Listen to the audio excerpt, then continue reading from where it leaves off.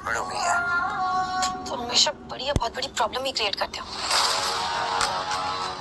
हाँ बोलो, अब क्या हुआ? वो मैं एक्चुअली डैडी जी के साथ एक एंटीक शॉप में आया था, तो यहाँ एक मूर्ति गिर गई और अब ये लोग पैसे मांग रहे हैं। तो क्या हुआ? तो अब ये पैसे मांग रहे हैं 30 लाख रुपए। What? 30 lakhs? वो भी एक स्टैचू के लिए? हाँ, मुझे कुछ समझ में नहीं आ रहा है। Gautam, are you serious? तुम घर पर पड़े रहते हो पूरे दिन, मुफ्त की रोटियां तोड़ते हो, उससे भी तुम्हारा पेट नहीं भरता कि तुम अब नई नई प्रॉब्लम्स क्रिएट कर रहे हो मेरे लिए। तुम बताओ, कहाँ से लेकर आऊंगी मैं 30 लाख इतने शॉर्ट नोटिस पर?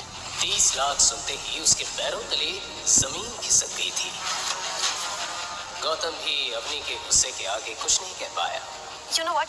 तुम्हें रोज रोज प्रॉब्लम्स क्रिएट करने की आदत हो गई है। But I am really sorry, इस बार मैं तुम्हारी कोई मदद नहीं करूंगी। ये प्रॉब्लम तुमने खुद क्रिएट किया, अब इसे सॉल्व भी तुम खुद करो। लेकिन अपनी आज गौतम और अवनी की शादी को 3 साल हो चुके थे, लेकिन गौतम आज भी अवनी के घर एक घर जमाई बनकर ही रहता था, जहां उसकी हैसियत एक नौकर जितनी ही थी। वो नौकरों की तरह कभी सास की साड़ी आयरन करता, तो कभी अवनी की गाड़ी साफ करता। घर की रसोई से लेकर घर की सफाई तक का सारा बोझ उसी के सर पर था। वहीं अवनी कभी कभी अपने पति की ये हालत देखकर बहुत झल्ला जाती थी, क्योंकि घर का पूरा फाइनेंशियल बोझ सिर्फ उसी के सर पर था।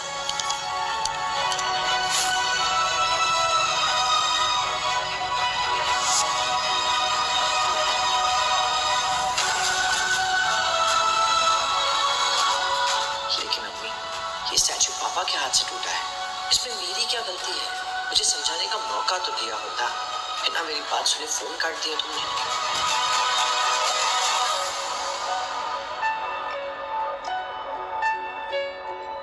क्या हुआ मिस्टर? 1 घंटा हो गया, लेकिन अभी तक ना पैसे आए और ना तुम्हारी मदद के लिए कोई आदमी। ऊपर से बुढ़ा शॉप से भागने की कोशिश कर रहा था। वो तो अच्छा हुआ गार्ड्स की नजर इन पर पड़ गई, वरना ये तो रफू चक्कर होने का पूरा प्लान बना चुके हैं। देखिए मिस्टर, 2 बजे अगर 5 बजे तक तुमने इस एंटिक स्टैचू के पैसे नहीं भरे तो मैं पुलिस को बुला के इस बुढ़े को अंदर करवा दूंगा और इन बॉडीगार्ड से तुम दोनों की खातिरदारी कर लेंगे। समझ में आई मेरी बात? जी सर, समझ में आई, बस तुम रहिए, हम फिगर आउट करते हैं। पापा जी, ये हमें यहाँ पेमेंट किए बिना जाने नहीं देंगे। लेकिन मैं जेल नहीं जाना चाहता, प्लीज तुम कुछ करो ना, तुम मेरे बदले जेल चले जाओ। वैसे भी मेरे परिवार ने 3 साल तक तुम्हें रहने के लिए छत दी है, इतना तो कर सकते हो ना तुम मेरे लिए। डैडी जी, मैं जेल तो चला जाता, पर ये लोग काफी स्ट्रिक्ट है, ऐसे नहीं छोड़ेंगे। आपने देखा नहीं वो मैनेजर कैसे धमकी देके चला गया? तो फिर पैसे दे दो ना इन्हें। 30 लाख देने, मेरे जेब में 30 फूटी कौड़ियां नहीं है। मैं नहीं कमाता, मुझे खर्चे के लिए भी अपनी पैसे देती है। मेरे पास नहीं है, ना नौकरी है ना पैसे, कैसे कैसे चुकाऊंगे? तुम अम्मी को फोन करो, मैंने उसे फोन किया था, उसने फोन काट दिया बिना सुने। यूजलेस दामाद हो तुम एकदम, अपनी बात मेरी बेटी के सामने रख भी नहीं सकते। तुम उसे कॉल करो, मैं बात करता हूँ।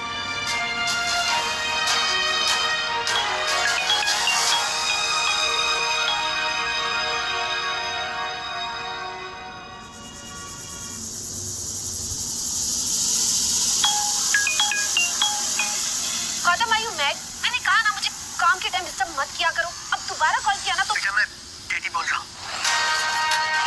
डैड? हाँ बेटा, मुझे तुम्हारी मदद की जरूरत है। हाँ, मुझसे स्टैचू टूट गया और ये लोग पैसे मांग रहे हैं, नहीं दिया तो मुझे जेल भेज देंगे, ऐसा बोल रहे हैं लोग। बट डैड, आपको क्यों? ये गलती तो गौतम की है ना, तो आपको जेल क्यों? बेटा, वो दरअसल मुझसे ही टूट गया था। स्टैचू देखते हुए मैं उसकी पिक्चर्स ले रहा था, मेरा हाथ लग गया और स्टैचू नीचे गिरा और टूट गया। डैड, आप ऑलरेडी जानते हैं कि गौतम ने घर पे कितनी प्रॉब्लम्स क्रिएट कर रखी है, और आप भी मेरी लाइफ में नई नई प्रॉब्लम्स लेकर आ रहे हैं। लेकिन बेटा, अच्छा ठीक है, अब बताइए आप कहाँ पर है, मैं मॉम को लेकर आती हूँ। बेटा हम एंटीक शॉप पर है, Madhav Nagar. Okay wait there, मैं अभी आ रही हूँ। अवनी के सामने बहुत बड़ी मुसीबत खड़ी थी, जिससे निकलना उसके लिए आसान नहीं था।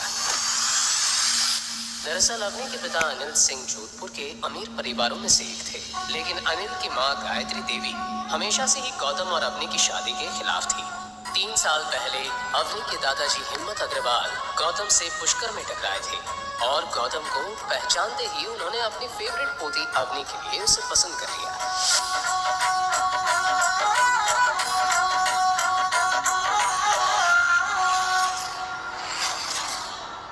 अपने अपने दादाजी से बहुत प्यार करती थी और उनकी किसी भी बात को टाल नहीं सकती थी।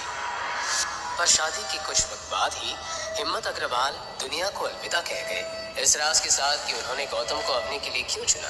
कैसे पहचानते थे वो गौतम को?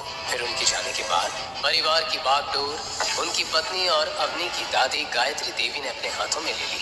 गायत्री देवी अपने परिवार के रुतबे और नाम का बहुत ध्यान रखती थी और साथ ही अपने परिवार में गौतम नाम का धब्बा बर्दाश्त नहीं कर पा रही थी। इसलिए उन्होंने हिम्मत जी के जाने के बाद अनिल और उसके परिवार को अग्रवाल मैंशन से अलग कर दिया था। अवनी आज भी ये सदमा भूल नहीं पाई थी। अब दिन रात उसके दिमाग में सिर्फ एक ही बात चलती रहती थी कि अपने परिवार की हालत कैसे सुधारी जाए। आज एक बार फिर उसके सामने मुसीबत खड़ी थी।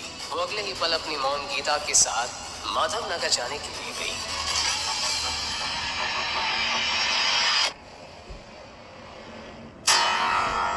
डैड, अब ठीक तो है ना? ये सब हुआ कैसे? अब दोनों इतनी महंगी दुकान में घर क्या रहे थे? वो एक्चुअली हम लोग यहाँ से गुजर रहे थे तो डैडी जी को यहाँ पे ये सब देखने का मन किया, इसलिए हम अंदर आ गए। और फिर एज यूजुअल तुम ये काम भी ढंग से नहीं कर पाए, और अगर इनका स्टैचू देखने का इतना मन था ना तो तुम संभाल लेते ना। लेकिन मम्मी जी, मैं इसमें क्या कर सकता था? मैंने तो डैडी जी को बोला पर उन्होंने कहा और तुमने मान लिया। तुम कब से इतने आज्ञाकारी बन गए?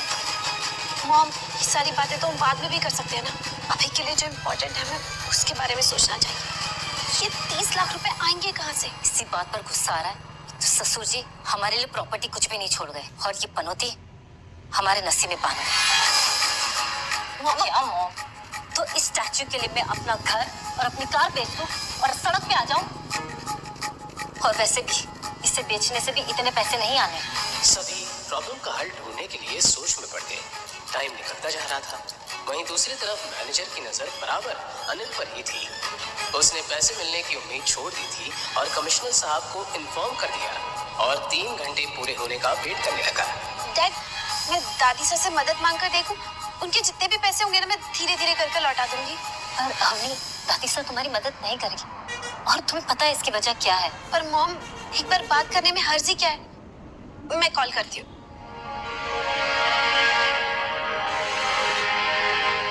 अग्नि ने अगले ही पल अपनी दादी गीता देवी को कॉल लगा दिया, पर उसे यही डर सता रहा था कि गीता देवी उसका फोन उठाएगी कि नहीं। हाँ दादी सर, मैं अरे तुम्हारा नंबर मेरे पास है, बोलो क्या काम है? गीता देवी बड़े ध्यान से उसकी बात सुन रही थी। हाँ ठीक है, मैं तुम्हें पैसे दे दूंगी, लेकिन इसके बदले में तुम्हें मेरी एक शर्त माननी पड़ेगी। शर्त? कैसी शर्त? हमारी फैमिली जल्द ही जोधपुर के सबसे बड़ी कंपनी अवतार ग्रुप के साथ मिलकर काम करने जा रही है। अगर आज भी तुम्हारी आंखों में मेरे लिए कोई इज्जत है या मुझे अपनी दादी मानती हो, तो अभी के अभी तुम गौतम को तलाक दे दो। अवतार ग्रुप के चेयरमैन के बेटे कबीर के साथ शादी करो। दादी साहब, आप ऐसा कैसे बोल सकती हैं? इस बार तो गौतम की इसमें कोई गलती भी नहीं थी। देखो, मुझे इससे कोई मतलब नहीं है। अगर तुम्हें मेरी शर्त मंजूर है तो मैं तुम्हारी मदद कर दूंगी। दादी साहब, मेरे पापा आपके बेटे हैं, वो अपने बेटे के साथ ऐसा कैसे कर सकती हैं? और आज अनिल जिस प्रॉब्लम में है ना, उसकी वजह सिर्फ तुम हो, और इसीलिए अगर तुम्हें मेरी शर्त मंजूर है तो मैं तुम्हें पैसे देने के लिए तैयार हूँ। दादी साहब, मेरी बात। अवनी को अब सामने कोई रास्ता नजर नहीं आ रहा था। अवनी, प्लीज डोंट वरी, मैं कुछ करता हूँ। अब क्या करोगे तुम? इतनी बड़ी रकम बाहर जाके भीख मांग के लाओगे क्या? अवनी, तुम मेरी बात सुनो, तुम आज ही के आज इस आदमी से तलाक ले लो। ये तेरी लाइफ से आउट, तो फिर दादी साहब हमें अपने घर में एंट्री दे देगी। और वैसे भी कबीर तुम्हारा दोस्त है, वो तुम्हें बहुत अच्छे से जानता है, और आई एम श्योर वो तुम्हारी हेल्प करेगा। और उसके पापा बहुत पैसे वाले हैं, और 30 लाख उनके लिए कुछ भी नहीं है। Come on Avani.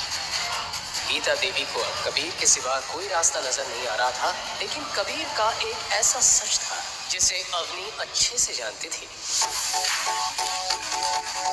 दरअसल कबीर अवतार ग्रुप का वाइस चेयरमैन शेखर आनंद का इकलौता बेटा था, जो बचपन से ही अय्याश था।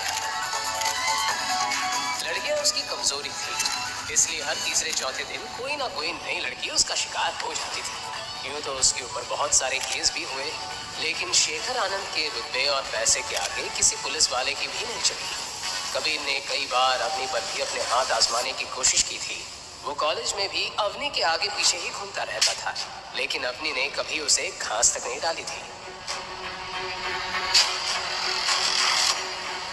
वहीं दूसरी तरफ गौतम, जो अब तक शांत था, कबीर का नाम सुनते ही गुस्से में आ गया। लेकिन इस वक्त कोई उसकी बात सुनने को तैयार नहीं था। वो तुरंत अपना फोन निकालकर शोरूम से बाहर चला गया। शोरूम के बाहर जाते ही उसने मोबाइल में एक नंबर डायल कर लिया। जैसे जैसे उसे फोन की रिंग सुनाई दे रही थी, वैसे वैसे उसकी धड़कनें तेज होती जा रही थी। मुंशी जी, क्या अवनी अपने परिवार को इस मुसीबत से निकाल पाएगी? आखिर गौतम ने किसे फोन किया था? क्या कबीर अवनी की मदद करेगा? क्या होंगे इन सारे सवालों के जवाब? जानने के लिए सुनते रहिए द रॉयल वॉरिस, सिर्फ